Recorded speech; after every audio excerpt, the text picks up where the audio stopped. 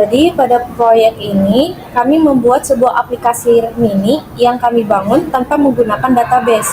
Agar tetap sederhana dan mudah dipahami, aplikasi ini memiliki dua form utama, yaitu form login dan form kasir. Nah, form login itu untuk proses masuk pengguna berdasarkan shift kerja, sedangkan form kasir untuk memproses transaksi penjualan. Karena belum menggunakan database, data seperti username, password, dan shift kerja ditulis langsung di dalam kode program. Meskipun begitu, sistem login ini tetap berjalan sesuai logika shift berdasarkan waktu saat ini yang telah kami atur untuk tiap pengguna. Pada form login pertama, kita akan menggunakan 3 komponen utama. 1. Text box, yaitu untuk input username dan password. 2. Label, sebagai keterangan tiap field. 3. Button, untuk tombol login. Saat form login dibuka, kode di event form load otomatis mengisi combo box. Dengan pilihan shift 1 untuk pagi, 2 untuk sore, dan 3 untuk malam. Ini memudahkan pengguna untuk memilih shift tanpa perlu mengetik. Di sini, kami mendeklarasikan variabel lokal untuk menampung input pengguna dan waktu saat ini. Variabel ini hanya digunakan dalam event command 1 klik untuk memproses login. Kode ini mengambil semua input dari pengguna, yaitu username, password, dan shift yang dipilih dari combo box. Kami juga mengambil jam saat ini menggunakan fungsi hour now untuk memverifikasi shift. Sebelum memproses login, kami memastikan semua input sudah diisi. Jika ada yang kosong, sistem akan menampilkan peringatan dan menghentikan proses login agar pengguna melengkapi datanya.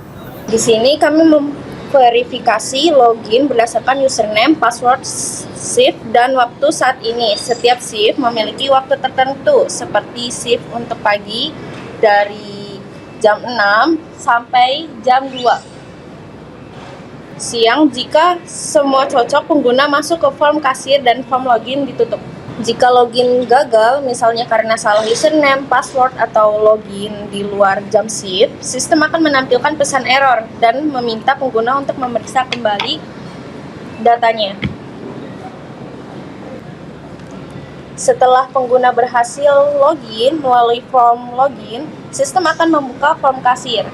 Nah, berikut form kasirnya, yaitu tempat untuk memproses transaksi penjualan. Di form kasir ini, pengguna dapat memilih barang, menambahkannya ke daftar belanja, mengedit atau menghapus item, menghitung kembalian, dan mencetak struk. Untuk menjaga alur kerja yang efisien, kami juga menyediakan fitur logout untuk kembali ke form login.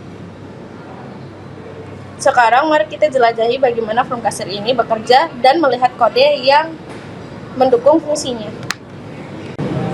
Pada kasir utama, pertama kita menggunakan komponen combo box untuk memilih barang yang ingin dibeli, text box untuk menginput jumlah barang dan uang dari pembeli, list box untuk menampilkan daftar belanja yang telah dipilih, label untuk menampilkan informasi penting seperti sambutan atau pesan awal, harga barang, total belanja, dan jumlah kembalian.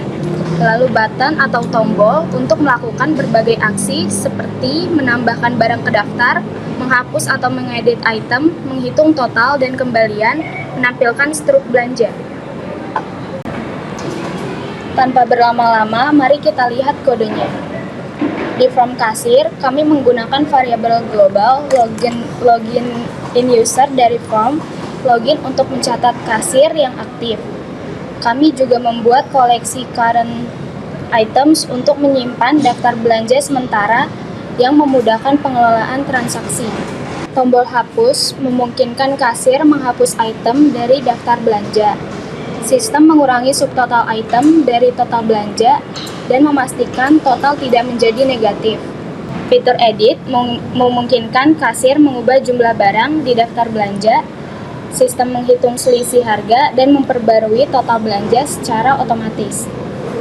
Tombol hitung kembalian memeriksa apakah uang pembeli cukup, lalu menghitung dan menampilkan kembali di label 4. Tombol tampilkan struk menghasilkan struk belanja yang berisi informasi seperti nama kasir dari login user, daftar item, total, dan kembalian. Struk ditampilkan dalam pop-up untuk kemudahan.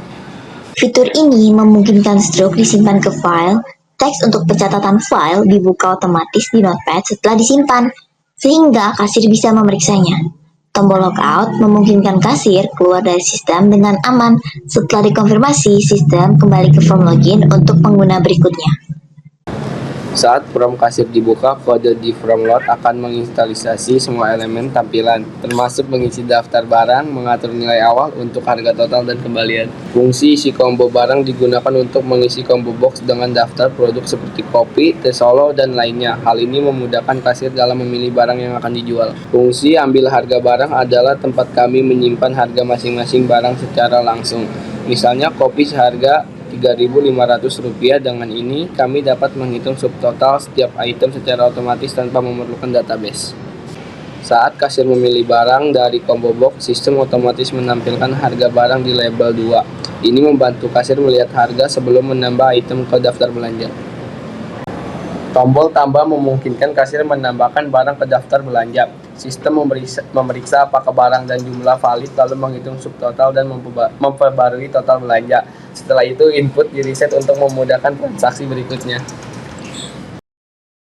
Oke, selanjutnya saya akan menunjukkan cara penggunaan aplikasi Kasir Mini yang telah kami buat. Jadi, aplikasi ini terdiri dari form login dan form kasir. Jadi, tanpa berlama-lama, kita lihat proses loginnya. Ini adalah tampilan awal aplikasi. Di sini, kasir diminta mengisi username, password, dan memilih shift kerja. Di mana saat data login, sistem akan memberi peringatan.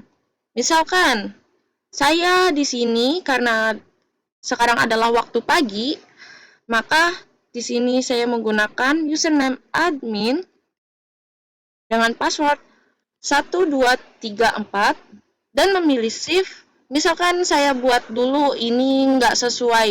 Kan kalau shift 1 itu pagi, kalau shift 2 itu sore, kalau shift 3 itu malam. Karena saya ingin memunculkan pop-up kesalahan, jadi di sini saya akan menyalahkan shift dulu. Lalu ketika saya memencet login, akan memunculkan pop-up seperti ini. Login gagal.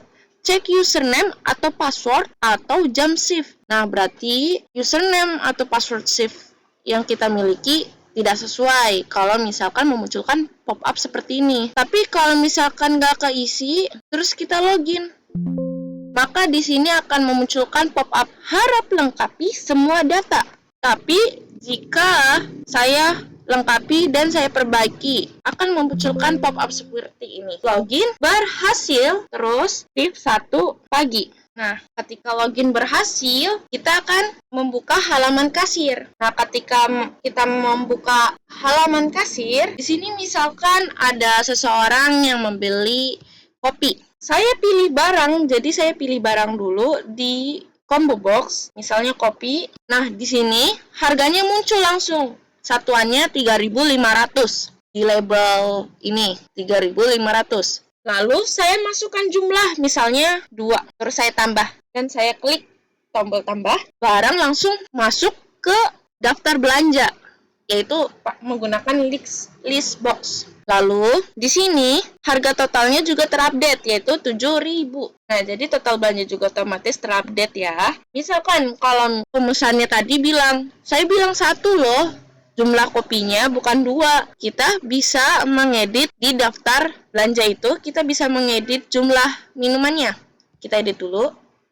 Misalkan tadi bilang mau 3, maka kita buat 3.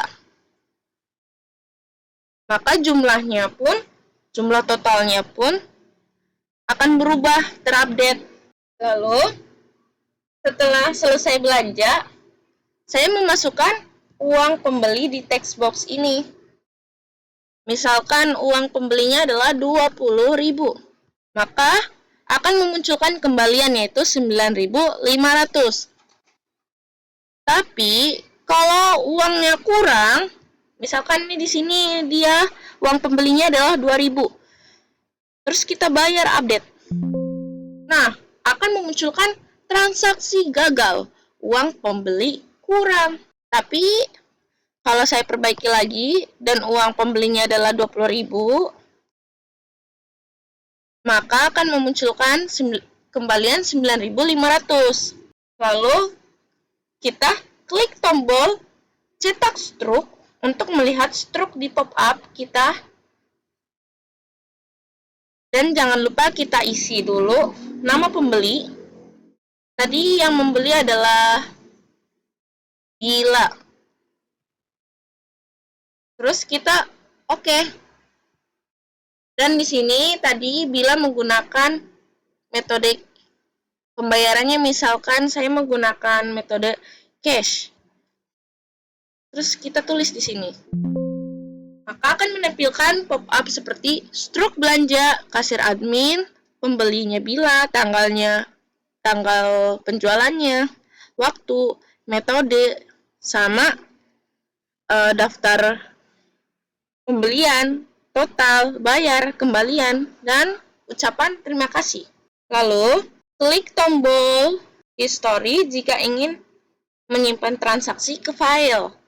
Jadi, kalau kita mau lihat history penjualan tadi, pembelian tadi, kita lihat historinya. Nah, kita masukin tadi namanya Bila. Terus, oke. Tadi cash. Nah, maka akan terupdate di paling bawah. Ini adalah laporan penjualannya, historinya. Lalu kita akan menuju kembali lagi ke halaman kasir. Di sini saya akan menghapus daftar pembeliannya. Maka akan menampilkan tampilan kosong di daftar pembeliannya.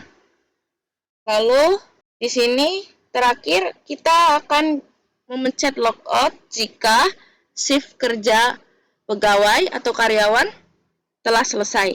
Tapi ketika kita mengklik tombol logout, akan memunculkan pop-up, apakah kamu yakin ingin logout? Terus konfirmasi logoutnya di sini bisa bilang ya atau tidak. Kalau tidak, kita akan tetap di halaman yang sama. Tapi kalau kita bilang yes, akan memunculkan pop-up logout berhasil. Sampai jumpa admin. Nah, admin itu adalah username yang kerja saat waktu itu juga. Oke. Dan akan memunculkan kembali ke form login karyawan. Demikian demo dari aplikasi Kasir Mini kami. Walau sederhana dan belum menggunakan database, semua proses transaksi sudah dapat dijalankan dengan mudah dan efisien. Terima kasih.